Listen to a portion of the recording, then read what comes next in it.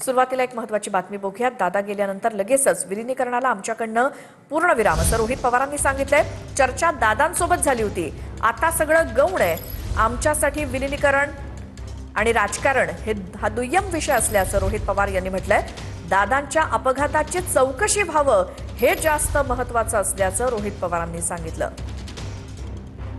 NDA बरोबर जायचं का दादा बाहेर येऊन रस्त्यावरची लढाई आमच्याबरोबर लढणार, हे दादांमध्ये आमच्यामध्ये त्या ठिकाणी हा विषय झालेला आहे।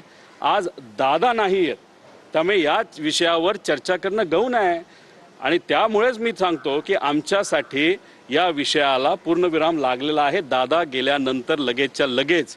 त्यामुळे मुद्दामून काही नेत्यांचं महत्त्व त्या पक्षामध्ये राहावं आणि ते नेते हे पवार साहेबांना, सुप्रियाताईंना, आम्हाला तिथं विरोध करतायत आणि विरोध करतायत म्हणून त्यांचं महत्त्व आहे हे सारखं सारखं टिकावं म्हणून सारखं विषय हे तेच त्या ठिकाणी तिथं आणत आहेत। ॲक्सिडेंट झाला कसा, ब्लॅक बॉक्स जळला आणि तो आता भारताच्या बाहेर पाठवला जातोय, हे जे काही विषय आहेत ते आमच्यासाठी महत्त्वाचे आहेत। त्यामुळे अनेक लोक म्हणतायत की विलिनीकरणाबद्दल तुम्ही प्रेस कॉन्फरन्स घेणार होतो, त्याचं काय झालं?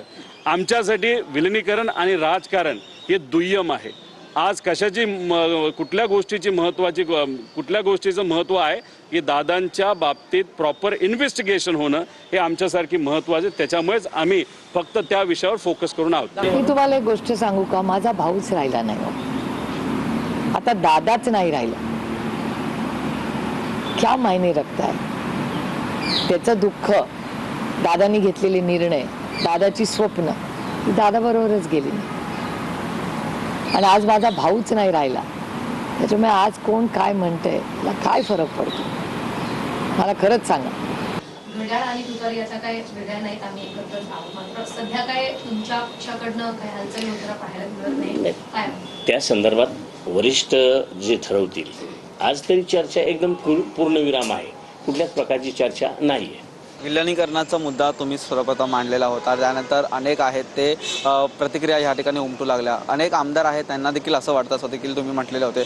साहेब बाहेर बसले होते, वहिनीमध्ये बसले होत्या, सगळ्याला भेटलो आणि 9:15 वाजले, 6ची मीटिंग 3 तास उशिरा झाल्यामुळे, तर पुढच्या मीटिंगला मला माहिती मिळेल। पण 2 आठवड्यामध्ये काही चर्चा झाली का? काही चर्चा अशीच फोन यायचे, बाकीचे काही विषय नाही, परंतु आज काही आमदार भेटले तर त्या माध्यमातून मी तुम्हाला कळवतो। प्रदेशाध्यक्षांशी काही बोलणं झालं का? कारण ते बोललेले होते की मी हिरामण खोसकरांशी जे त्यांचं जे काय म्हणणं आहे त्याच्यावरती मी ऐकून घेईल त्यांनी सांगितलं की ते कुटुंबात प्रश्न आहे, कुटुंबाचा विषय येतो, ते ठरवतील, आपण कोणी बोलणं बरं नाही, आपण बोलणं बरं नाही, त्यांचा कुटुंबातला प्रश्न ते निर्णय घेतील असं फक्त सांगितलं।